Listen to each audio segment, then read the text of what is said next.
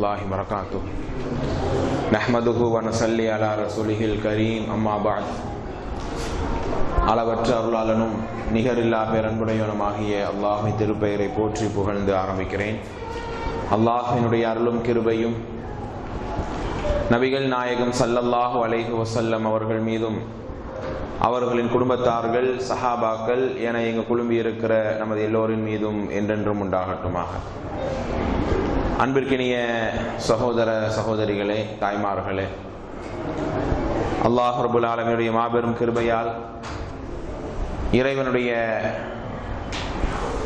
அன்பையும் நெருக்கத்தையும் பெற வேண்டும் என்கிற ஆசையோடு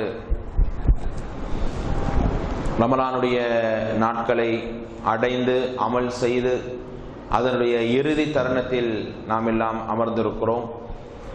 எந்த இறை நம்பிக்கையை அல்லாஹ் இந்த நோன்பின் மூலமாக, நம்முடைய இபாதத்துகள் மூலமாக, அமல்கள் மூலமாக எதிர்பார்ப்பானோ அந்த அனைத்து நிலைகளையும் எனக்கும் உங்களுக்கும் நம் எல்லோருக்கும் அல்லாஹ் தந்து அருள் புரிவானாக. அன்பிற்கினியவர்களே, மறுமை நாளின், உலக அழிவு நாளின் அடையாளங்கள் என்கிற ஒரு தலைப்பை மையக்கருவாக வைத்து கடந்த 6-7 தினங்களாக சில முக்கியமான அடையாளங்களை நாம் பார்த்து படித்து வருகிறோம். அதனுடைய இறுதி உரையாக இன்றைய தினம் சில முக்கியமான தகவல்களோடு நாம் முடிக்க இருக்கிறோம் இன்ஷா அல்லாஹ். கடந்த உரையில் நம்ம கடைசியாக பார்க்கும்போது தஜ்ஜாலை குறித்து முழு விவரங்களை நாம் தெரிந்து கொண்டோம். தஜ்ஜால் என்பவன் எப்படியாக அழிக்கப்படுகிறான், அவருடைய அழிவுக்கு பின்னால் எப்படியான சொலிப்பை அல்லாஹ் ஏற்படுத்துகிறான் போன்ற செய்தி வரையிலும் இறுதியாக தெரிந்தோம். அடுத்ததாக ஈசா அலைஹிஸ்ஸலாமுடைய வருகை குறித்தும் தஜ்ஜாலுடைய வருகை குறித்தும் நாம் கொஞ்சம் சுருக்கமாக தெரிந்து கொள்வோம். ஈசா அலைஹிஸ்ஸலாமுடைய உருவ அமைப்பு எப்படி இருக்கும், உடல் அமைப்பு எப்படி இருக்கும் சொல்லுங்க. பார்த்தது இல்லையா? ஏதோ ஒரு பிரத்யேகமான ஒரு தகவல் இருக்குன்னு கேட்கிறேன். இல்ல அப்படி கேட்கல. இப்ப நம்ம கருப்பா இருக்கோம், வெள்ளையா இருக்கோம், குண்டா இருக்கிறோம். இப்ப எல்லாத்துக்குமே உடல் அமைப்பு நம்ம சொல்லிட்டு வரோமா இல்லையா? நானே சொல்லிடுறேன்ப்பா. ஈசா அலைஹிஸ்ஸலாம் பொறுத்த வரைக்கும் லைஸ பித்தவீல் வலா பில் கஸீர், ரொம்பவும் ஹைட்டாவும் இருக்க மாட்டாங்க, ரொம்பவும் குள்ளமாவும் இருக்க மாட்டாங்க. மீதமான நடுநிலையான உயரத்தோடு இருப்பார்கள். அஹ்மர், நல்ல சக்கை செவேர் என்று இருப்பார்கள். ஜாதுன், நல்ல சுருட்டை முடி கொண்டவராக அவர் இருப்பார்.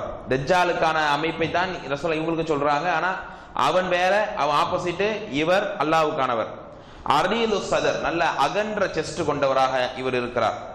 சபுத்து ஷாரி, இவர் படிந்து முடிய வாரி இருப்பார். இவர் எப்பவுமே என்ன பண்ண மாட்டாரு. இன்னைக்கு இலசுகள் பாக்குறோமா இல்லையா, ஸ்பைக்குங்கிறாங்க, என்னென்னவோ வித்தியாசம். முதல்லலாம் அழகா வடுகு எடுத்து சீவிரத்தான் விரும்புவாங்க. இன்னைக்கு வடுகு எடுக்க தேவையில்லை, இவனே அந்த கோடை போட்டுறான் வடுகு மாதிரி.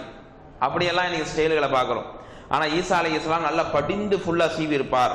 கண்ணமா ஹரஜ மின் தீபாஷ் ஐ ஹமாமு லஹு லிம்மத்துன் கத் ரஜ்ஜலஹா தம்லவு மா பைன மன்கபை.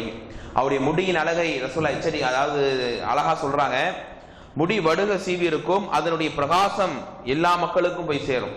அந்த முடியினுடைய அந்த ஒரு என்ன சொல்றது, ஒரு பொலிவு, தோல் புஜத்தை மறைக்க, ஷைனிங், தோல் புஜத்துடைய தோலை மறைக்கிற அளவுக்கு அவருடைய ஹேர் இருக்குமா. லாங் ஹேர் வச்சிருக்காரு அவர், சரிங்களா? அப்படி அவருடைய முடியினுடைய அந்த பிரகாசம் என்பது எல்லாருக்கும் கண் கவரக்கூடியதாக இருக்கும். இதுதான் உங்க உடலை குறித்து வருகிற நமக்கு ஒரு தகவல். இதை தவிர்த்து வேற எந்த விதமான தவறான கருத்தும் போகக்கூடாது. அதே மாதிரி பாருங்க, ஈசா அலைஹிஸ்ஸலாமுடைய இந்த உடல் அமைப்புகளை குறித்து ரசூலுல்லாஹ் பேசும்போது ஒரு சஹாபியையும் எடுத்துக்காட்டாவே பேசுறாங்க. ஏற்கனவே தஜ்ஜாலை குறித்து நம்ம பேசும்போது என்ன செஞ்சாங்க, 2 பேர் தஜ்ஜாலுக்கு ஒத்தவனாக இருக்கிறான்னு சொன்னாங்க. யார் யார் அது? அப்புறம் இன்னொருத்தர், ரெண்டும் ஒண்ணுதான். அப்துல் உஸா இப்னு கித்தன். நேற்று இது மாதிரி தாங்க, நேற்று முந்தானேத்தோ 1:30 மணிக்கு ஒரு ஃபோன் வருது. ஃபோனை பண்ணி, ஆலிம்சா எனக்கு பேய் கனவா வருது, தூக்கமே வரல, ஏதாவது வழி சொல்லுங்க. உண்மையே வந்துச்சு. ஏன்டா லைலத்துக்கு அதுல முதல்ல தூங்குனே நீ தப்பு, இதுல பேய் கனவா வருதுன்று இப்ப யாரும் ஃபோன் அடிக்கிறாங்க, யாரும் தெரியல. சரி, இருக்கட்டும். அதே போல ஈசா அலைஹிஸ்ஸலாம் யார் மாதிரி இருப்பாங்கன்னு சொன்னா, உர்வா இப்னு மஸ்ஊத் அஸ்-ஸகஃபி, சஹாபாக்களில் ஒருவரான உர்வா இப்னு மஸ்ஊத் அஸ்-ஸகஃபி, இவரை மாதிரி ஈசா அலைஹிஸ்ஸலாம் தோற்றம் கொண்டவராக இருப்பார். என்ன செஞ்சாங்க? இப்படி ரசூலுல்லாஹ் சொல்லி காட்டினாங்க ஸல்லல்லாஹு அலைஹி வஸல்லம். அதே மாதிரி பெருமானார் சொன்னார்கள், ஈசா அலைஹிஸ்ஸலாமுடைய அந்த சிகப்பு நிறம் அது வந்து ரொம்ப அழகா இருக்கும். நீ வெள்ளைக்காரங்களாம் பார்த்தீங்கன்னா அந்த வெள்ளைங்கிறது ஒரு அழகு கொடுக்காது. ஆனா இவருடைய இந்த பிரகாசம், இவருடைய மென்மை மிகப்பெரிய அளவுல ஒரு அழகை அவருக்கு கூட்டி கொடுக்கும் என்று, அவருடைய நிறத்தினாலே அவர் அழகு கூடும் என்று பெருமானார் ஒரு அறிவிப்பிலே சொல்லுகிறார்கள் ஸல்லல்லாஹு அலைஹி வஸல்லம். இப்படி ஈசா அலைஹிஸ்ஸலாமை நாம் படிக்கும்போது நம்ம ஒரு டீப்பா போக வேண்டிய அவசியம் இல்லை. ஏன்னா அவர்கள் அல்லாஹ்வுடைய நபியாக வந்தார்கள், மார்க்கத்தை எடுத்து சொன்னார்கள், பிறகு அவர்கள் கொல்லப்படவில்லை, வானவில் உயர்த்தப்பட்டு விட்டார்கள். ஈசா நபி மாதிரி இருந்த ஒருத்தரை பிடிச்சி என்ன செஞ்சாங்க? சிலுவையில் அரைஞ்சு கொன்றாங்க. அது வேற சமாச்சாரம். கிறிஸ்துவர்கள் அதை மறுப்பார்கள். ஆனா நம்முடைய நம்பிக்கை அதுக்குள்ள நம்ம போக வேணாம். சரிங்களா? நம்ம தெளிவா இருக்கிறதுனால அப்படியான ஈசா அலைஹிஸ்ஸலாம் வானத்திலிருந்து கீழே இறங்குவார்கள். எப்படி இறங்குவாங்க? யன்ஸிலு இலல் அர்தி ஃபயகூன் நுஸுலா இன்தல் மினாரத்தில் பைலா ஷர்கி திமிஷ்க் அஷாம். ஷாம்ல இருக்கக்கூடிய திமிஷ் என்கிற பகுதியில், ஷாம்ல திமிஷ் பகுதியில வெள்ளை கோபுரத்தில் என்ன செய்வாரு? அவர் அங்கதான் அவர் இறங்குவார். அவருடைய 2 கைகளையும் மலக்குகளுடைய ரக்கையில் வைத்து படிந்த அப்போது அவர் சொல்றாங்க, அவருடைய முகத்தின் முடியினுடைய ஷைனிங் அந்த இடமே ஒரு ஒளிமயமானதாக இருக்கும். அப்படி ரசூலுல்லாஹ் சொல்லக்கூடிய செய்தி பார்க்கிறோம். இதா தஅரஸஹு, அவர் தலை இப்படி ஆட்டினா அசைச்சார் சொன்னா துத்துருன், முத்துக்கள் விழுவதை போன்ற ஒரு பொழிப்பை அல்லாஹ் உண்டாக்குகிறான். வ அலைஹி மிஹரதானி, அவர் குங்கும நிற சாயம் அந்த நிறம் கொண்ட ஒரு டிரெஸ்ஸை என்ன செய்வாரு? அணிந்து, அவர் ஒரு ஆடை அணிந்திருப்பார், அது குங்கும நிற சாயம் கொண்டதாக இருக்கிறது. இன்னும் பெருமானார் சொன்னார்கள், அவர் வெளிப்பட்டு பூமியினுடைய காற்றை இவர் சுவாசிக்கும் போது அவர் உடம்புல இருந்து ஒரு காற்று வருமா, ஒரு ஸ்மெல், ஒரு நறுமணம். ஸ்மெல்னா கெட்ட ஸ்மெல் சொல்லக்கூடாது, நறுமணம் வரும். வலா யஹில்லு லிகாஃபிரின் யஜிது ரீஹ நஃப்ஸஹு இல்லா மா, அந்த நறுமணத்தால் அந்த வாடை என்பது எல்லா காஃபிர்களுக்கும் போய் சேர்ந்துரும்.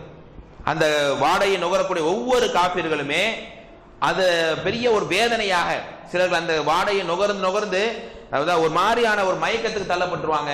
காஃபிர்களுக்கு ஒரு அதாபாக அல்லாஹ் ரப்பல் ஆலமீன் ஈசா நபி வந்துட்டாரு அப்படிங்கறத சூசகமா அறிவிப்பதற்காக இப்படியான ஒரு அடையாளத்தை அல்லாஹ் உண்டு பண்ணி இருக்கிறான்.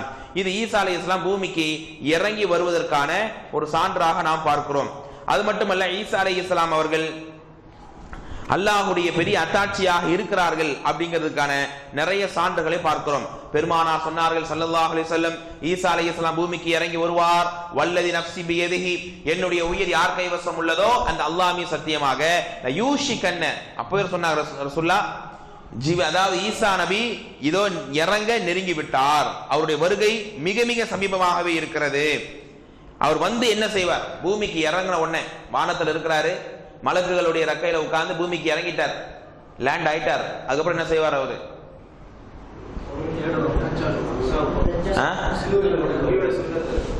நபியுடைய சுன்னத்தை ஃபாலோ பண்ணுவாரா? அவர் வந்த உடனே செய்கிற முதல் வேலை என்ன செய்வார்? ஏற்கனவே அப்ப மஹ்தி அலைஹிஸ்ஸலாம் வாழ்றாங்களா, இறந்துட்டாங்களா? வாழ்ந்துகிட்டு இருக்கிறார். வந்த உடனே அவர் செய்யற ஃபர்ஸ்ட் வேலை ஃபயுக்ஸிரு ஸலீப், சிலுவைகளை உடைப்பார். கிறிஸ்டியானிட்டியை தான் அழைப்பார். ஏண்டா என் பேரை வச்சு அநியாயம் பண்றீங்க, அல்லாஹ்வை ரப் என்று சொல்லி நான் மக்களுக்கு பிரச்சாரம் செஞ்சுட்டு போனா என்னையே இப்படி பண்ணிட்டீங்களான்னு சொல்லி அவர் சிலுவைகளைத்தான் உடைப்பார். வயக்துல் ஹின்ஸீர, பன்றிகளை கொல்லுவார். வயலாவுல் ஹர்ப, போர்களை, போருங்கிற பேச்சே நீ கிடையாது, எவனும் பாலத்துக்கு சண்டை போடக்கூடாது. ஃபயஃபீதுல் மால், பணம் பெருக்கெடுத்து ஓடும். ஹத்தா லா யக்பிலு அஹதன், யாரும் வாங்காத அளவுக்கு பண செழிப்பு அதிகமாக இருக்கும். அந்த நேரத்தில் மக்கள் வந்து என்ன செய்வாங்க? ஈசா நபி வரதை பார்த்துட்டா எல்லாரும் நம்பிக்கை வந்துருமா இல்லையா? ஒருத்தன் ஏமாத்துறவன் அவனை சொல்லும் போது ஒரு ஏமாத்துறதா தெரியும், உண்மையில அவன் சொன்னது நடந்துருச்சுன்னா, காஃபிர்கள் கூட இஸ்லாத்தை எதிர்த்தவங்க கூட ரசூலுல்லாஹ் முஹம்மது சொன்னாரு, குர்ஆன்ல இருக்கு, ஈசா உண்மையில வந்துட்டாரப்பா, அப்ப இஸ்லாம் தான் உண்மையான மார்க்கம் என்று இஸ்லாத்தை ஏற்றுக்கொள்ளக்கூடியவங்களாக வருவாங்க. அந்த நேரத்திலே ஒரு சஜிதா என்பது உலகம் அதை விட மேலானதாக இருக்கும். உலகத்தை விட, வானபூமியை விட ஒரு சஜிதா என்பது ஈசா நபி வருகைக்கு பின்னால் செய்வது மிக மிக உயர்ந்ததாக இருக்கும். அந்த நேரத்தில் மூமினா இருந்து ஒரு சஜிதா பண்றான் பாருங்க, அதுதான் அல்லாஹ்வுக்கு மிக நெருக்கமான ஒன்று என்று சொன்னார்கள். அதே போல ஈசா நபி வந்துட்டாருங்கிறதுக்காக மஹ்தி அலைஹிஸ்ஸலாம் ஓரம் கட்டப்பட மாட்டாங்க. ஏன்னா மக்கள் அப்படி நினைப்பான். ஆனா அவர் என்ன செய்வாரு? உங்களுடைய அமீர் என்னுடைய அமீரும் தான் மஹ்தி என்று சொல்லிக் கொடுப்பார். இப்படியான ஒரு செய்தியும் பார்க்கிறோம். இன்னும் பெருமானார் சொன்னார்கள் ஸல்லல்லாஹு அலைஹி வஸல்லம், அல் அன்பியாஉ இஹ்வத்துல் அல்லாத்தின், நபிமார்கள் எல்லாருமே என்னது? மாற்றான் தாய் பிள்ளைகள். எல்லாருமே அல்லாஹ்வுடைய அருள் பெற்றவர்களாக இருந்தாலும் கூட எல்லாருடைய தாய் வேற வேற. உம்மஹாத்துஹும் ஷத்தா, தாய்மார்கள் வேற.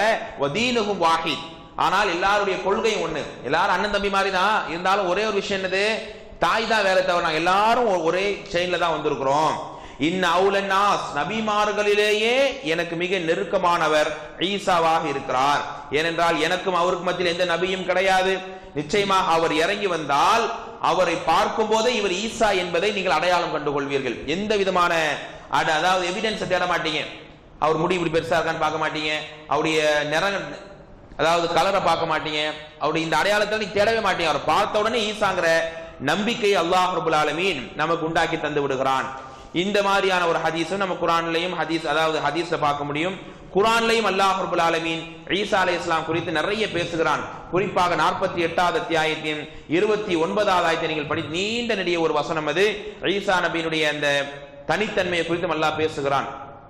அடுத்ததா பாருங்களேன், ஈசா அலைஹிஸ்ஸலாம் எதை கொண்டு தீர்ப்பளிக்கிறார்?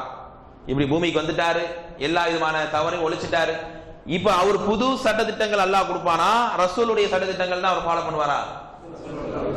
அதுக்கு ரசூலுல்லாஹ் சொல்றாங்க பாருங்களேன், ஃபஇன்னஹு லா யன்ஸிலு பிஷர்இன் ஜதீத், புதுமையான சட்டங்களை கொண்டு அவர் இறங்க மாட்டார். லிஅன்ன தீனல் இஸ்லாம் ஹாத்திம், இஸ்லாம் முடிவுக்கு வந்து விட்டது. ரசூலுல்லாஹ் கொண்டு வந்த, ரசூலுல்லாஹ் தீர்ப்பளித்த, ரசூலுல்லாஹ் கடமையாக்கிய இவைகளை கொண்டுதான் என்ன செய்வாரு, மக்களுக்கு நீதமான முறையில் தீர்ப்பு வழங்கக்கூடியவராக அவர் இருக்கிறார். அதே போல ஈசா அலைஹிஸ்ஸலாம் அவருடைய டியூட்டி எல்லாம் முடிஞ்சு போச்சு. வந்து இந்த வேலையெல்லாம் பார்க்கிறாரு, அப்புறம் அவர் கல்யாணம் பண்ணுவார், மற்ற வேலைகளை செய்வார்லாம் கிடையாது. இதுதான் அவர் செய்யக்கூடிய மிக முக்கியமான பணி. இதுதான் நமக்கு ஹதீஸ்ல வலிது சொல்லப்பட்ட விஷயம். இது தவிர அவர் கல்யாணம் பண்ணுவாரா என்ன, இதெல்லாம் சர்ச்சையா பேசுறாங்க, இந்த கிதாபிலே வருது. அது நமக்கு என்ன இல்ல, தேவையில்லாத ஒரு விஷயம். அப்ப இது எல்லா வேலையும் முடித்து விட்டு அவர் மரணம் நெருங்குவதற்கு முன்பாக அவர் செய்யக்கூடிய பணி என்ன? எல்லா ப்ராப்ளத்தையும் சால்வ் பண்ணிட்டார். இதுக்கப்புறம் கடைசியா தனக்கு மரணம் வரப்போகுது, இயற்கையான ஒரு மவுத், நம்மள மாதிரியான மவுத்தா வரப்போகுது.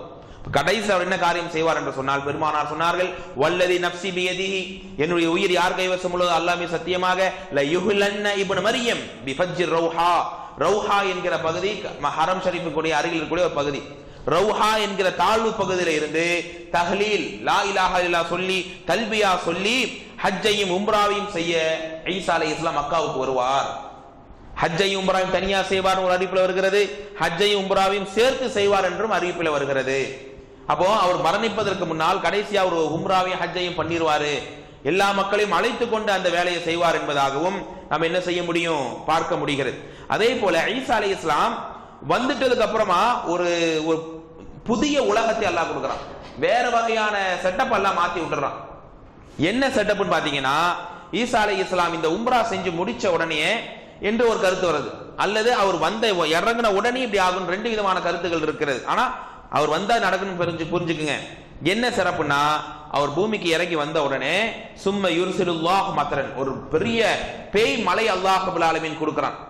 எப்படியான பேய் மலை என்று சொன்னால், லா யுகின்னு ஃபீஹி மதருன் வலா பிர்ருன், எந்த விதமான வீடுகளுக்கு சேதம் இருக்காது. கல்லு வீடோ சரி, மண்ணு வீடோ சரி, கரைஞ்சு போகக்கூடிய வீடா இருந்தாலும் சரி, எதுவுமே அந்த பெரிய மலையால அழிஞ்சு போகாது, வீடுகளுக்கு பாதிப்பு கிடையாது. ஆனா என்ன ஆகும், ஃபயுக்ஸலுல் அர்து ஹத்தா யத்ருகுஹா கஸலஃபா, உலகத்தில் இருக்கக்கூடிய எல்லா புல் பூண்டுகளும் செடி மரம் எல்லாம் டோட்டல் வாஷம், வீடுகளை மட்டும் விட்டு வைத்து விட்டு அந்த மலை என்ன செஞ்சிடும், எல்லா விதமான பொருள்களையும் தாவரங்களையும் அழித்து கஸல்ஃபத்தினா கட்டாந்தரையை போல இந்த உலகம் ஆயிரும். புரியுதா? திருப்பி சொல்லணுமா? ஒரு மழை பெய்யும், வீடுகளை மட்டும் தாக்கணுமா இல்லையா, வீடுகளை மனுஷனை ஒண்ணும் பண்ணாது, எல்லா விதமான தாவரங்களை மட்டும் அழித்து விடும். அதுக்கப்புறம் சும்மா யுகாலில் அருளி, அந்த மலை நின்றதுக்கு அப்புறமா அல்லாஹ் இந்த பூமிக்கு கட்டளையிடுகிறான், அன்பிதி சமரகி, உன்னுடைய பழங்களையும் விளைச்சல்களையும் உண்டாக்க பூமி என்று அல்லாஹ் பூமி கட்டளையிடுறான். வருத்தி பரக்கத்துக்கு, உன்னுடைய பரக்கத்தை இன்னும் விஸ்தாரப்படுத்தி நல்ல பூமிக்கு கட்டளையிடுறான். மரம் செடி கொடி உயருது, தாவரங்கள் அதிகமாகுது, எல்லா விளைச்சல்களும் அப்படியே பொழிப்பாக மாறுகிறது. எப்படி மாறுதுன்னு சொன்னா, ஒரு கூட்டம், இன்னைக்கு ஒரு மாதுளம்பழம் நல்ல பசியா இருந்தா நீங்க எத்தனை சாப்பிடுவீங்க? ஒரு ஆள் எத்தனை சாப்பிடுவோம்? ஒண்ணுதான் சாப்பிடுவானா? ரொம்ப பலகீனமா இருக்கீங்க. நல்ல பசியா இருந்தா கேக்குறேன், என்ன மாதிரி ஆளா இருந்தா 3 நாள் கூட திம்பேன்னு வைங்களேன், நல்ல பசின்னா சொன்னான்.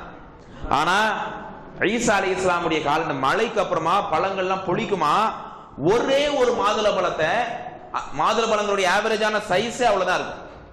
ஒரு மாதுளம்பழத்தை என்ன ஆகும், அதாவது ஒரு குடும்பமே ஒரு கூட்டமே சாப்பிடுகிற அளவுக்கு அது மாறிடும்.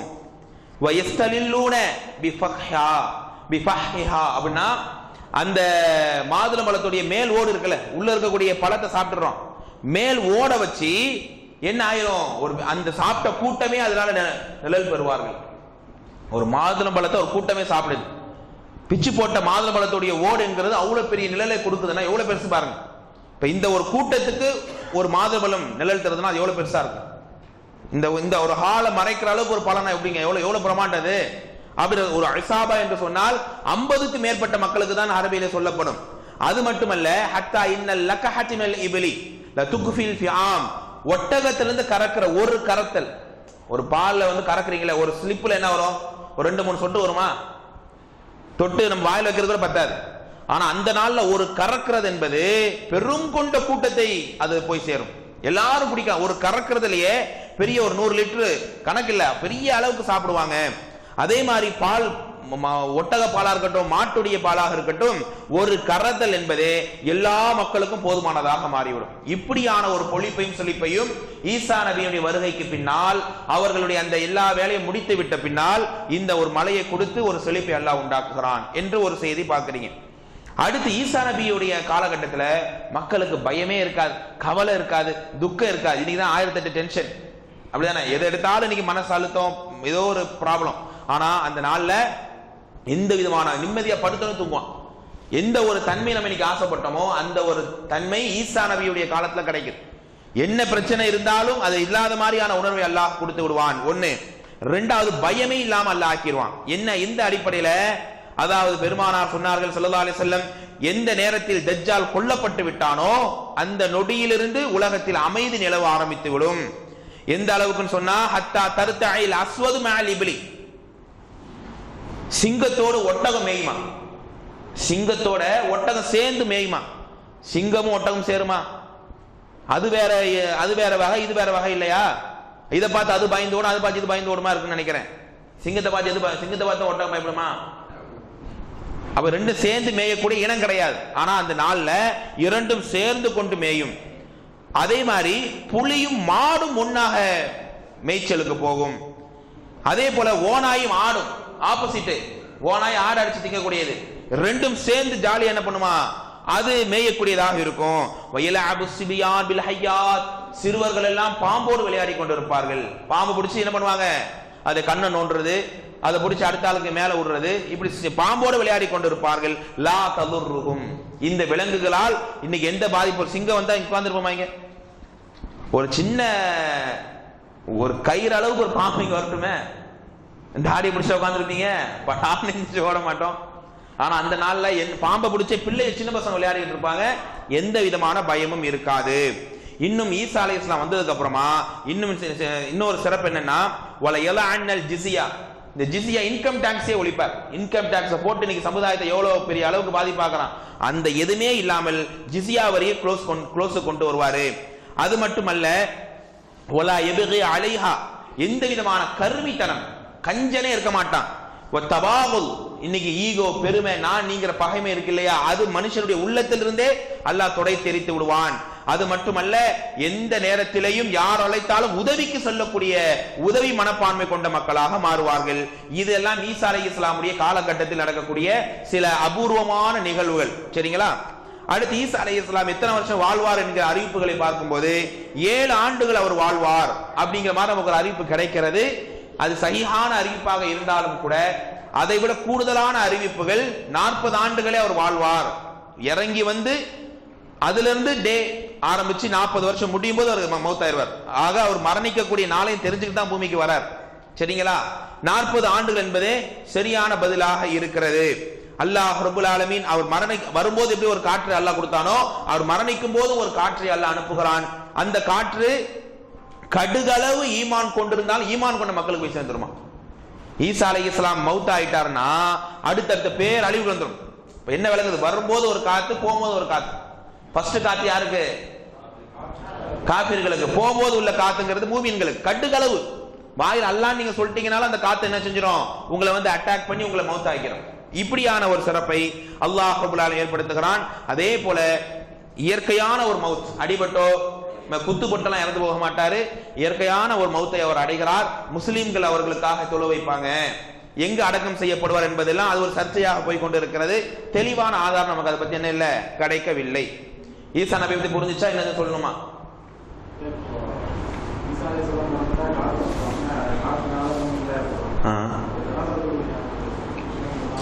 இல்ல எல்லாரும் பண்ணுவாங்க கிடையாது. இது குறிப்பிட்ட சிலர்களுக்கு அந்த அந்த பகுதி மக்களுக்கு போகணும் வைங்க. கடைசியில ஒரு காத்து வரும். உலகம் அழியக்கூடிய நெக் மூமெண்ட்ல மக்காவாசிகள் இறந்து போவாங்கல்ல, மக்கா அழிக்கப்படும் இல்லையா, அப்போ ஒரு காற்று நல்லா அனுப்புவான். அந்த நேரத்துல மூமின்களுக்கு மட்டுமே அந்த காற்று போய் சேர்ந்து எல்லாரும் அழிஞ்சு போயிடுவாங்க. அதான் நீங்க கேட்ட கேள்வி நியாயமான கேள்வி. ஏன்னா இந்த ஈசா நபியுடைய பாடத்துல அவர் கேட்ட கேள்வி அப்படியே பதிவு செய்யறாங்க. அந்த காற்று போய் யார் தொழ வைப்பா அப்படின்னா எல்லாரும் கிடையாது, 100% மௌத்தாக மாட்டாங்க, குறிப்பிட்ட சிலர்கள் தான் என்று ஒரு வாதிடம் வருது. அல்லது இந்த காத்துங்கிறது கடைசி வரக்கூடிய காத்து தான் சொல்றாங்க தவிர இப்போ வரக்கூடிய காத்து இல்ல. இப்படி 2-3 கருத்துக்கள் வருகிறது. எது எப்படியோ அந்த காத்துனால எல்லாரும் மரணிக்க மாட்டா, அவருக்கு தொழு வைக்கிறதுக்கு ஆளுங்க இருப்பாங்கன்றதை நம்ம என்ன செய்யணும், விளங்கிக் கொள்ள வேண்டும். சரி, யாஜூஜ் மாஜூஜை பத்தி நம்ம என்ன செய்யணும், தெரிந்து கொள்ள வேண்டும். யாஜூஜ் மாஜூஜ் அப்படிங்கிற அந்த பேருக்கு முதல்ல அர்த்தம் என்னன்னு சொல்லுங்க. யாஜூஜ்னா என்ன? யாஜூஜ் மாஜூஜ் அப்படின்னா மௌஜ் அப்படின்னா பேர் அலை, பெரும் கொண்ட அலைக்கு, கொந்தளிக்கிற அலைக்கு தான் மௌஜ் என்று அரபியில சொல்வார்கள். அதிலிருந்து வருகிற வார்த்தை தான் யஜூஜ் மஜூஜ். ஏன்னா அவன் வரும்போதே பெரிய அலை, நம்மள சுனாமி வர மாதிரி தான் வருவான். அப்படியான பெருங்கொண்ட கூட்டங்களால தான் அல்லாஹ் ரப்பல் ஆலமீன் அவர்களுக்கு இப்படியான ஒரு பெயரை வைத்திருக்கிறான். குர்ஆன்லயும் நிறைய இடத்துல யஜூஜ் மஜூஜ் என்கிற வார்த்தையும் அல்லாஹ் பயன்படுத்துகிறான். 18-19 நீங்க பார்த்துக் கொள்ளலாம். இந்த மௌஜ் என்கிற வார்த்தை எதற்காக பயன்படுத்துதுங்கிறதுக்கு ஆதாரமான வசனம். அதே மாதிரி ரசூலுல்லாஹ் சொன்னாங்க, அன்ன யாஜூஜ மாஜூஜ், யாஜூஜ் மாஜூஜ் ஆதம் நபியினுடைய இனமா வேற இனமா? யோசிச்சு சொல்லுங்க. அப்படியா? நம்மள மாதிரி தானா? அடிச்சு சொல்றீங்க. பெருமானா சொன்னார்கள், இன்னஹு மின் வலதி ஆதம், அவர்கள் ஆதமுடைய சந்ததிகளில் உள்ளவர்கள் தான். மேலும் அவர்கள் மக்களிடத்தில் ஒரு காலத்தில் அனுப்பப்படுவார்கள். லப்சது அலைஹி மஆஷிஹும், மக்களுடைய எல்லா வாழ்வாதாரத்தையும் அந்த கூட்டம் அளிக்கும். வலம் யமூத மின்ஹும் அஹதுன், அந்த கூட்டத்தில் ஒருவனும் மரணிக்க மாட்டான். இல்லா தரக மின் துர்ரியத்தின் அல்ஃப கஸாயிதன், ஒருத்தன் இறந்து போனான்னா அவன் பேரை சொல்றதுக்கு 1000 பேர் இருப்பான். யாஜூஜ் மாஜூஜ்ல ஒருத்தன் செத்து போறான்னா அவன் பேரை சொல்ல இவ்வளவு பெரிய கூட்டத்தை விட்டுட்டு போறான். இவ்வளவு பிரம்மாண்டமான கூட்டமாக இந்த மக்கள் இருக்கிறார்கள். அதே மாதிரி இந்த யாஜூஜ் மாஜூஜ்னு சொன்னா தஜ்ஜால் மாதிரியே ஓவரா நம்ம வேற மாதிரி சிந்திச்சு வச்சிருக்கிறோம் இல்லையா? அவங்க இப்படிலாம் இருப்பாங்க அப்படிலாம் இருப்பாங்க. உண்மையில அவங்க எப்படிதான் இருப்பாங்க? காதுக்குள்ள போவாங்களா? 2 ஜான். 2 ஜான்னா ஒரு ஜான், இது அது மாதிரி 1 ஜானா வேற? அரிசி அளவு, ஒரு அடி அளவு.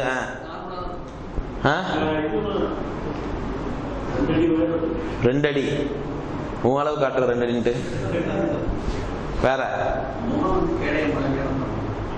முகம் கேடைய மாதிரி இருக்கும்.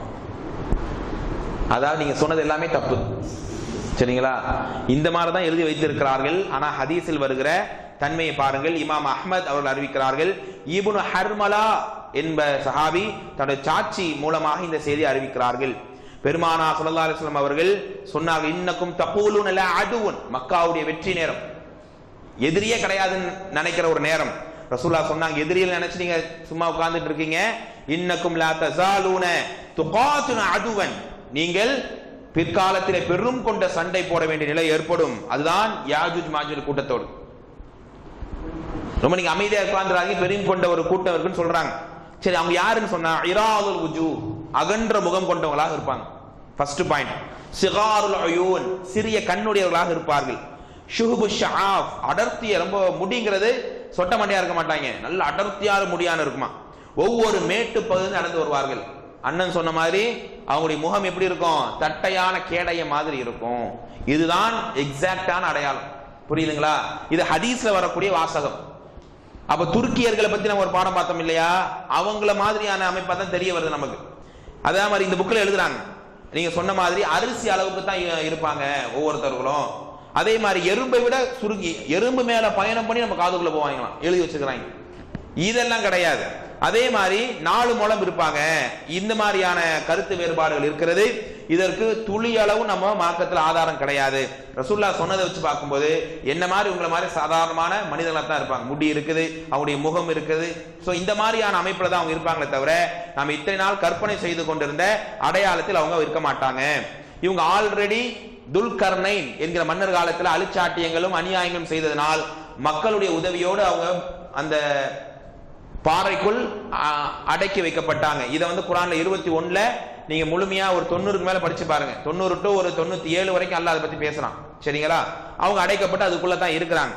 இப்ப ரசூலுல்லாஹி அலைஹி வஸல்லம் அவர்கள் ஒரு ஹதீஸிலே பார்க்கிறோம், உம்மு ஹபீபா ரலியல்லாஹு ரசூலுல்லாஹ்வுடைய மனைவிமார்களை ஒருத்தவங்க அறிவிக்கிறாங்க, பெருமானார் அமைதியாக இரவில் உறங்கிக் கொண்டிருந்தார்கள். திடீரென்று பதட்டமாக எழும்பினார்கள். யார் ரசூலுல்லாஹ் என்ன ஆனது என்று நான் கேட்டேன். இல்லை, அல்லாஹ் ரப்பல் ஆலமீன் அவனுடைய உலக அழிவை ஏற்படுத்த தயாராகி விட்டான். ஏன் இப்படி சொல்றீங்க யார் ரசூலுல்லாஹ்? அதாவது யாஜூஜ் மாஜூஜ் என்கிற அந்த தடுப்பு சுவர் இந்த அளவுக்கு ஓட்டையாகி விட்டது, இந்த அளவுக்கு அதில் துளையிட்டு விட்டார்கள். அவர்கள் இன்றோ நாளைக்கோ அதை முழுமையாக ஓட்டை போட்டு விடுவார்கள், நான் பயப்படுகிறேன் என்று ரசூலுல்லாஹி ஸல்லல்லாஹு அலைஹி வஸல்லம் அப்போதே பயந்து இருக்கிறார்கள். அந்த நேரத்தில் பெரிய அழிவுகள் ஏற்படும். அப்போ அந்த அம்மா கேட்கிறாங்க, எல்லாரும் நாங்க அழிஞ்சு போயிருவோமா, நல்லவங்க அழிஞ்சு போயிருவோமா? ஆமா, பாவம் அநியாயம் குற்றங்கள் பெருகும் போது நல்லவனும் சேர்த்து தான் அதுல இறந்து போவான், அதுக்கான கூலி அவங்க அல்லாட்ட பெற்றுக் கொள்வார்கள் என்று அந்த ஹதீஸ் முடிகிறது. அப்ப அந்த தடுப்பு சுவர் ஓட்டையிடப்பட்டால் அவங்க வெளியே வந்துருவாங்க. நம்ம சொன்ன மாதிரி 1000ல் ஒருத்தன் தான் ரசூலுல்லாஹ் சொர்க்கத்துக்கு போவான்னு சொன்னாங்க ஒரு ஹதீஸ்ல. சஹாபாக்கள் பதர்னாங்க, கவலைப்படாதீங்கப்பா, உங்கள கிடையாது, யாஜூஜ் மாஜூஜ்ல அப்படி இருக்கும், 1000ல் ஒருத்தர் தான் சொர்க்கத்துக்கு போவாங்க. அப்படின்னா அவங்க சொர்க்க நரகம் இருக்கான்னு சொல்லி அடுத்த ஒரு பாடம் இதுல எழுதுறாங்க. ஆனா அதை பத்தியான தெளிவான ஹதீஸோ மறுமையில் அவங்களுக்கு விசாரணை உண்டு. ஏன்னா ஆதமுடைய பிச்சலங்கள் உள்ளவங்க தான் இருந்தாலும் கூட அது ஒரு பெரிய பாடமா எழுதுறாங்க. ஏன்னா வந்து நம்ம மேலோட்டமா தான் கேட்டுட்டு போறோம், ஒவ்வொரு தலைப்பின் கீழையும் பல சர்ச்சைகள் எழுதி வைத்திருக்கிறார்கள். அப்ப மறுமையினுடைய நாள் அவங்க கேள்வி கணக்கு இருக்கா இல்லையா, 1000ல் ஒருத்தர் தான் சொர்க்கன்னு சொல்ல சொன்னாங்களே என்று பார்க்கும்போது நிறைய இமாம்கள் எழுதுவது இது பத்தியான அறிவை அல்லாஹ் தனக்குள்ளே வைத்திருக்கிறான். ஆதமுடைய மக்கள் எல்லோருக்கும் விசாரணை உண்டு என்கிற அடிப்படையில் இவர்களுக்கு விசாரணை இருக்கும் என்பதாக தான் நிறைய பேர் வாதிடுறாங்க. நான் அதை மேலோட்டமா தெரிந்து கொள்வோம். ரெண்டாவது பாத்தீங்கன்னு சொன்னா, இவர்கள் வந்த உடனே எங்கிருந்து கிளம்பி வருவாங்கன்னு சொல்லி நிறைய அறிவிப்புகள் நமக்கு கிடைக்கிறது.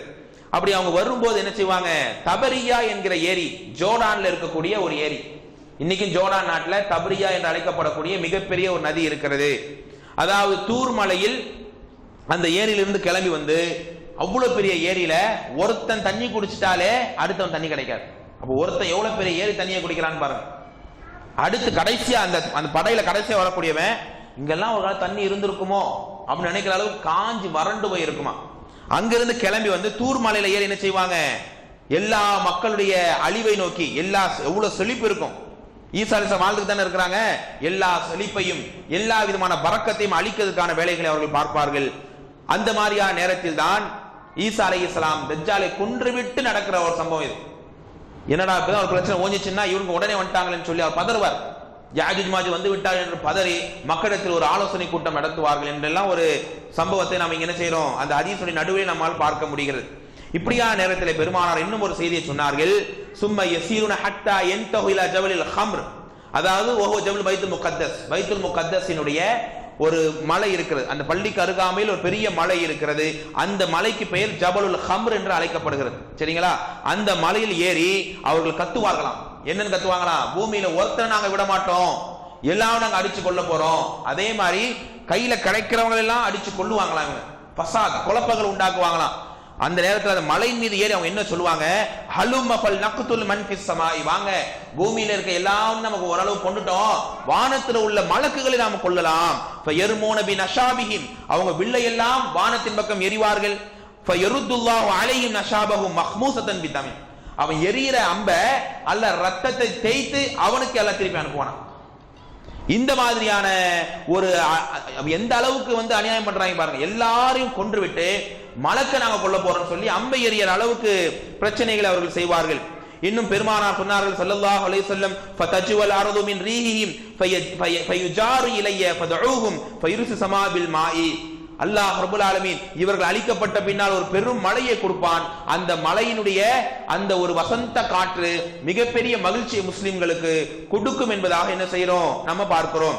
இந்த ஒரு சிறப்பை பார்க்கிறோம். அதே மாதிரி அந்த கூட்டத்தை குறித்து இன்னும் ஒரு செய்தி நமக்கு வருகிறது. பெருமானார் சொன்னார்கள் ஸல்லல்லாஹு அலைஹி வஸல்லம், இவர்கள் கொல்லப்பட்ட பின்புதான், நம்ம சொன்னோமா இல்லையா, அந்த செழிப்பு பொழிப்புல அவர் சொன்னோம் இல்லையா, இவர்கள் கொல்லப்பட்ட நேரத்தில் தான் அல்லாஹ் ரப்பல் ஆலமீன் அந்த செழிப்பை உண்டாக்குகிறான். யாஜூஜ் மாஜூஜ் கொல்லப்பட்டதுக்கு அப்புறம் தான் பெரிய மழை வருதுன்ற மாதிரியே இந்த ஹதீஸில் நாம் சொல்லப்பட்டு இருக்கிறது. கடைசியில் என்ன செய்வாங்க, இவங்க ஆட்டம் அதிகரிச்சு கொண்டு இருக்கும் போது தூர் மலையில கொண்டு போய், தூர் மலையில தான் இந்த ஆட்டம் போட்டு இருக்காங்க, எல்லா மக்களையும் ஒன்று சேர்த்து கொண்டு போய் சமாளிக்க முடியாது. அல்லாஹ்ட்ட துஆ செய்வாங்க. கழுத்து நீளமான பறவைகளை அல்லாஹ் கூட்டம் கூட்டமாக அனுப்பி வைப்பான். அந்த பறவைகளுடைய தாக்குதலால், முஸ்லிம்களுடைய உதவியால் அந்த கூட்டம் முழுமையாக அடித்து ஒழிக்கப்படுவார்கள். தூர் மலையில தான் வச்சு நடக்கும் எல்லாமே. தூர் மலை எங்க இருக்குன்னு சொன்னேன், பைத்துல் முகத்தஸ் இருக்கக்கூடிய ஜபலுல் ஹம்ர் என்பதாக கூடுதலான பெயரும் அதற்கு உண்டு. இந்த மலையில் வைத்து தான் கரெக்டா என்ன செய்வாங்க, அந்த சமுதாயம், அந்த கூட்டம் கொல்லப்படும். அதுக்கப்புறம் தான் ஒரு மழை பெய்யும். அந்த மழையினால தான் அவங்களுடைய அந்த ஜனாசா வாடையை அல்லாஹ் அகற்றுவான். அந்த பறவைகளே கொண்டு போய் அந்த ஜனாசா அப்புறப்படுத்திடும். அந்த மழையினால அல்லாஹ் எல்லா விதமான பொழிப்பையும் அளித்து மீண்டும் ஒரு பொழிப்பை கொடுத்து நான் சொன்ன அந்த அனைத்து விஷயங்களையும் அதற்கு பின்னால் நடைபெற செய்கிறான் அப்படிங்கிற மாதிரி ஹதீஸ்கள் முடியுது. இது போதும், யாஜூஜ் மாஜூஜ் பத்தி என்ன செஞ்சிருக்கோம், ஓரளவு தெரிந்து கொண்டோம். அடுத்து நீங்க பாக்குறீங்க 3 பூகம்பங்கள் ஏற்படும். கிழக்கு பகுதியில், மேற்கு பகுதியில், அரபு தீபகற்பத்தில். இந்த பூகம்பத்தை குறித்து அறிஞர்கள் எழுதும் போது இது சாதாரண பூகம்பமாக இருக்காது. இந்த பூகம்பம் என்பது அப்படியே பூமியினுடைய மேல் பகுதியை கீழ்ப்பகுதி ஆக்கிடும். தட்ட கவுத்துன மாதிரி என்ன ஆயிரும், ஓவரா மக்களை எல்லா விதமான அழிவுக்குள்ளையும் கொண்டு போயிரும். அடுத்ததாக வரக்கூடிய அடையாளம் என்ன, நம்ம கடைசி அடையாளம் என்னெல்லாம் பார்க்கல இன்னும், சூரியன் உதிக்கிறது, அப்புறம் பேசும் பிராணி ஒன்னும் வரலையா,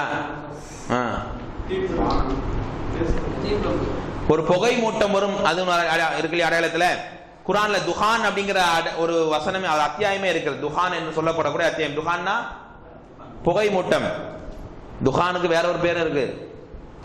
சிகரெட்டுக்கு அரபியில துஹான் தான் சொல்லுவாங்க, ததுஹீன். சரிங்களா, ஏன்னா அதுவும் புகை தானே தள்ளுறாங்க, அதனால. சோ துஹான் என்கிற ஒரு அத்தியாயத்தில் அல்லாஹ் 10 பர்வன்ல பேசும்போது ஃபர்தகித் யௌம யாத்தி ஸமாஉ யௌம தாத்தி ஸமாஉ பிதுஹானின் முபீன், மக்களை எதிர்பார்த்து கொண்டிருங்கள், மிக பிரம்மாண்டமான ஒரு புகை மூட்டம் அது வானத்திலிருந்து கிளம்பி வரும். யக்ஷன் நாஸ் ஹாதா அதாபுன் அலீம், அது மக்களை பிடித்துக் கொள்ளும், அது மிகப்பெரிய அதாபாக, வேதனையாக இருக்கும் என்று அல்லாஹ் ரப்பல் ஆலமீன் பேசுகிறான். எனவே பெருமானார் சொன்னார், இந்த புகை மூட்டம் வெளிப்பட்ட நேரத்தில் மக்கள் ஈமான் கொள்வார்கள். அந்த நேரத்தில் எந்த விதமான பயனையும் அல்லாஹ் அவர்களுக்கு தரப்போவதில்லை. நல்லவர்களுக்கு அது ஒரு ஜலதோஷம் மாதிரியான எஃபெக்ட் தான் கொடுக்கும். அதோட அவங்களுக்கு அது விட்டுரும். பாவிகளாக இருந்தால் அவங்க உடல்ல எங்கெங்கெல்லாம் நம்முடைய ஓட்டைகள் இருக்குமோ, காது, மூக்கு, வாய், எல்லா வழியும் அந்த புகை மூட்டம் சென்று அவன் வெடிக்கிறதுக்கு அவன் தயாராகி விடுவான். இப்படியான புகை மூட்டத்தினுடைய கொடூரத்தை நாம் விளங்க முடிகிறது. அடுத்து நீங்க சொன்ன மாதிரி கிழக்கு பகுதியில் சூரியன் உதிக்கும். இப்ப மேற்கு தான் உதிச்சுக்கிட்டு இருக்கு, அப்படி ஆப்போசிட்டா மாறி உதிக்கும். மேற்குல உதிக்கும். மாத்தி கேட்டேன், யாரும் சொல்லலையே, அதுக்குதான் மாத்தி கேட்டேன். ஏண்டா நீ தெரியாம சொல்லிட்டு எங்களை டெஸ்ட் பண்றீங்க அப்படிங்கிறீங்க. சரி, அல்ஹம்துலில்லாஹ். பெருமானார் சொன்னார்கள் ஸல்லல்லாஹு அலைஹி வஸல்லம், லா தகுமு ஸாஆ, மறுமை நாள் வராது, ஹத்தா தத்தலிஉ ஷம்ஸு மின் மக்ரிபிஹா, சூரியன் எங்க உதிக்கிறது, மேற்கிலே உதிக்காம. என்னங்க சொல்றீங்க, இப்ப எங்க உதிக்கிறது, மேற்குல உதிக்காமல் மறுமை நாள் என்பது வராது. அந்த நேரத்தில் எல்லோரும் ஈமான் கொள்வார்கள், அதுல எந்த விதமான பயனையும் அல்லாஹ் தர மாட்டான். அதாவது இந்த செய்தி நம்ம பார்க்கும்போது ஒரு ஹதீஸ் நமக்கு கிடைக்கிறது. அபூதர் ரலியல்லாஹு அன்ஹு அறிவிக்கிறாங்க, ரசூல் ஸல்லல்லாஹு அலைஹி வஸல்லம் இந்த செய்தி நமக்கு அழகா சொல்லி கொடுக்குறாங்க. இந்த செய்தி ஒரு குரூப், ஒரு ஜமாத் என்ன செய்யுது, மறுக்குது. சஹீஹான ஹதீஸா இருந்தாலும் எங்களுக்கு அது உடன்படல, அறிவுக்கு போறதுன்னு மறுக்கிறாங்க. அந்த ஹதீஸ் என்ன நமக்கு தெரிஞ்சுக்கோம் என்னன்னு. அதாவது ததரூன ஐன ததுஹபு ஹாத ஷம்ஸ், ஒவ்வொரு நாளும் சூரியன் மறைச்சி உதிச்சு மறைக்குதா இல்லையா, அது எங்க போகுதுன்னு கேட்டா அல்லாஹ் ரசூல் ஆலம் என்று சஹாபாக்கள் சொல்றாங்க. அல்லாஹ் ரசூல் தெரியும். இன்ன ஹாதா தஜ்ரி ஹத்தா தன்தஹிலா முஸ்தக்ரி ஹத்தா தஹ்தல் அர்ஷ், ஒவ்வொரு நாள் அதோட டியூட்டியை முடிச்சுட்டு அல்லாஹ்வுடைய அரிசி கீழே போய் உட்கார்ந்துக்குது. சரிங்களா, ஃபதஹிரு சாஜ்தன், சும்மா இல்ல, சஜிதாவில் விழுந்த நிலையில் போய் அமர்ந்து கொள்கிறது. ஃபலா தஸால் கதாலிக ஹத்தா யுகாலு ஐர்தஃபி, மீண்டும் உதி என்று அல்லாஹ் சொல்லுகிற வரையிலும் அது சஜிதாவிலே இருந்து விடுகிறது. இப்படி ஹதீஸ் போய் முடியும். டெய்லி இந்த மாதிரி தான் என்ன செய்யும், அது சூரியன் செய்கிறது என்பதா ஹதீஸ் வருகிறது. அல்லாஹ் நானே அதை வேணா செய்வான். இது செய்யான் ஹதீஸ்ங்கிறதுனால நம்ம என்ன செய்யணும், இதை நம்பி கொண்டு போக வேண்டுமே தவிர அல்லாஹ்வுடைய விதியின்படி அது சூரியனாக இருக்கட்டும் எல்லாமே அல்லாஹ்க்கு சிரமம் பண்ணியதா இல்லையா. ஏன்னா சஹீஹான ஹதீஸாக இருக்கிறது. அப்ப சூரியன்ங்கிறது அல்லாஹ்வுடைய முழுமையான கட்டுப்பாட்டுக்குள்ள இருக்கு. அல்லாஹ் ரப்பல் எல்லாமே அல்லாஹ்வுடைய கட்டுப்பாட்டுக்குள்ள தான் இருக்கு. இது மிகப்பெரிய கட்டுப்பாட்டுக்குள்ள இருக்கு நம்ம தெரிஞ்சு கொள்றோம். எனவே இப்படி மாறி உதிக்கக்கூடிய நிலை வரும்போது மக்கள் அதிகமாக ஈமான் கொள்வார்கள். அதனால் எந்த விதமான பயனையும் அல்லாஹ் ரப்பல் ஆலமீன் தரமாட்டான். அந்த சூரியன் அப்படி மாற்றமாக உதிக்கும் போதே என்ன ஆயிரும்? தௌபாவுடைய வாசல் முடிந்து விடும். இன்னும் ஒரு ஆச்சரியமான ஹதீஸை கேளுங்கள். யபகன் நாசு பஅத துலுஇ ஷம்ஸி மின் மக்ரிபிஹா, சூரியன் இப்படி மாற்றமாக உதித்த பின்னாலேயும் 120 வருஷம் மக்கள் வாழ்வாங்களாம். இந்த சூரியன் மாற்றி உதிச்சதுக்கு அப்புறமா கூட அப்ப உடனே அந்த அதிர்வுகள் அந்த அழிவுகள் ஆரம்பிக்காது, கொஞ்சம் கொஞ்சமா அப்படியே மாறும் போல இருக்கு. அந்த ஹதீஸ் அப்துல்லா இப்னு அம்ர் ரலியல்லாஹு அறிவிக்கிறார்கள். அஹ்மதுல வரக்கூடிய ஹதீஸாக நீங்கள் பார்க்கலாம். இது இந்த சூரியனை பத்தி உள்ள விஷயம். அடுத்து நீங்க நம்ம கொஞ்சம் விரிவா தெரிய வேண்டிய விஷயம் தாபத், விலங்கு, அதிசய பிராணி. அல்லாஹ் குர்ஆன்ல பேசுறான். சூரா நம்ல் எத்தனாவது அத்தியாயம்? ஃபாத்திஹா எத்தனாவது அத்தியாயமே எங்களுக்கு தெரியாது. நம்ல் வேறங்கிறீங்களா? சொல்லுங்க, எனக்கே தெரியல, தான் கேட்கிறேன். நம்ல 82வது வசனம், சரிங்களா? சூரத்து நம்ல 82வது வசனம் அல்லாஹ் சொல்கிறான், இதா வகஅல் கௌலு அலைஹிம், நம்முடைய அந்த தீர்ப்பு நாள், நம்முடைய வார்த்தை முந்திவிட்டால், அஹ்ரஜ்னா லஹும் தாப்பத்தம் மினல் அர்தி, பூமியிலிருந்து புகை மூட்டம் வானத்திலிருந்து இந்த பிராணி பூமியிலிருந்து நாம் வெளியாக்குவோம். துகல்லிமுஹுமுன் நாஸ, மக்கள்கிட்ட அது பேசும். கானு 27வது அத்தியாயம் அல்ஹம்துலில்லாஹ். கானு பி ஆயா, அதுக்குள்ள பார்த்து நீங்க செக் பண்ணிட்டீங்க. கானு பி ஆயாத்தினா லா யுகினூன், அந்த நேரத்தில் அல்லாஹ்வுடைய அத்தாட்சியை மறுக்கக்கூடியவர்கள் அழிந்தே போவார்கள் என்பதாக அல்லாஹ் ரப்பல் ஆலமீன் பேசுகிறான். இந்த அதிசய பிராணி என்பது எப்படி இருக்கும்? சிங்கம் மாதிரி இருக்குமா, புலி மாதிரி இருக்குமா, யானை மாதிரி இருக்குமா, அது கண்ணி எப்படி இருக்கும்? எதுவுமே சொல்லப்படவில்லை. அது ஒரு அதிசய பிராணி, அது மக்கள்கிட்ட பேசும் அப்படிங்கிறத மட்டும் என்ன செய்ய வேண்டியதுதான், நாம் விளங்கிக் கொள்ள வேண்டியதுதான். இது செய்யக்கூடிய பணி, அது வந்தவொடனே என்ன செய்யும் சொல்லுங்க? சீக்கிரம் சொன்னீங்கன்னா 10 நிமிஷம் முடிச்சிருவேன் இன்ஷா அல்லாஹ். அது செய்யக்கூடிய வேலை என்னன்னு சொன்னா, மக்களுடைய காபிர்களை பார்த்து காபிருடைய காதலையும் மூக்களையும் ஓட்ட போடும், துளையிடும். மூமின்களுடைய நெத்தி பகுதியை தடவி அதுக்கு ஒளியை கொடுக்கும். இந்த 2 வேலை இது என்ன செய்யும், இந்த பிராணி செய்கிறது அப்படிங்கறத பார்க்கிறோம். அதே மாதிரி பாருங்க, பெருமானார் சொன்னார்கள் ஸல்லல்லாஹு அலைஹி வஸல்லம், இந்த பிராணி அல்லாஹ்வுடைய மறுமை நாளுக்கான பிராணிங்கிறது நம்ம 2 எவிடன்ஸ் வச்சு புரிஞ்சுக்கலாம். 2 ஆதாரத்தை கொண்டு வருது. என்ன 2 ஆதாரம்? அது அதான் அல்லாஹ் சொல்லிட்டானே. வேற சாதாரணமா இருக்காது. இந்த படங்களை கிராபிக்ஸ் அது மாதிரி இருக்குமா? இந்த விலங்கு எப்படி இருக்கும் இல்லைங்கிறது நீங்க சர்ச்சையே வரல. விலங்கு ஏதோ ஒரு அனிமல், நம்ம நீங்க என்னெல்லாம் அனிமல் சொல்றோமோ அந்த மாதிரி இருக்கலாம், அது இல்லாம வேற மாதிரி புது டைப்பா அல்லாஹ் கொடுக்கலாம். ஆனா அது அல்லாஹ்வுடைய அடையாளம் தான் சொல்லி என்ன செய்யணும், ரசூலுல்லாஹ் சொன்னாங்க. அஹ்மதில் திருமதியில் வரக்கூடிய ஹதீஸ், அபூ ஹுரைரா ரலியல்லாஹு அறிவிக்கக்கூடிய சஹீஹான ஹதீஸ், தஹ்ருஜு தாப்பா, அந்த பிராணி வெளியாகும். வ மஅஹா, அந்த பிராணியோடு ஆசா மூசா அலைஹிஸ்ஸலாம், என்ன இருக்கும், மூசா நபியுடைய கைத்தடி இருக்கும். அவருக்கு அல்லாஹ் அற்புத கைத்தடியை கொடுத்தான் இல்லையா? போட்டா பாம்பா மாறும், பிடிச்சா அது கம்பா மாறிடும் இல்லையா? அந்த அதே கைத்தடியை அல்லாஹ் என்ன செய்வான், இந்த விலங்கினுடைய கையிலே கொடுத்து அனுப்புகிறான். வஹாத்தமு சுலைமான் அலைஹிஸ்ஸலாம், சுலைமான் அலைஹிஸ்ஸலாமுடைய மோதிரத்தை கையிலே பிடித்தவாறு, ஒரு கையில இது ஒரு கையில அது வச்சுட்டு இருக்கோம் என்று ஒரு அறிவிப்பிலே பார்க்கிறோம்.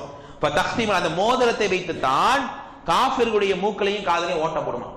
யாருடைய மோதிரம்? உங்க மோதிரமா? சுலைமான் அலைஹிஸ்ஸலாமுடைய மோதிரத்தை தான் செய்யும். ஹத்தா இன்ன அஹ்லுல் அக்வால் யஜ்தமிஊன அலா ஹவாத்திம், அந்த நேரத்தில் என்ன ஆகும் சொன்னா, காஃபிர்கள் அந்த மிருகத்துக்கு பயந்து அது தொலை போட்டுற கூடாதுன்னு சொல்லி ஓடுவாங்களாம். அப்போ அவங்க ஒளிந்திருக்கிற எல்லா இடத்தையும் யூதனுக்கு காமிச்சு கொடுத்த மாதிரி இந்த காஃபிர்களையும் காமிச்சு கொடுத்து, அல்லாஹ்வுடைய அடியானே இதோ இங்க ஒரு காஃபிர் ஒளிஞ்சிருக்கிறான்னு சொல்லி இவன் பிடிச்சு கொடுப்பான், அந்த விலங்கு தொலையிடுமா. இப்படிப்பட்ட ஒரு விஷயத்தை என்ன செய்யும், இந்த பிராணி செய்கிறது. சரி, இந்த பிராணி எங்கிருந்து கிளம்பி வரும்? ரசூலுல்லாஹ் சொன்ன இன்னொரு ஹதீஸை பாருங்க. லம் யராஹும் இல்லா வஹிய தரஉ பைன ருக்னி வல் மகாம், இது மேய்கிற இடம் எங்க? இது அனிமல் தானே, மேயும் தானே, அதுக்கு தீனி வேணும்ல. எங்க மேயுது?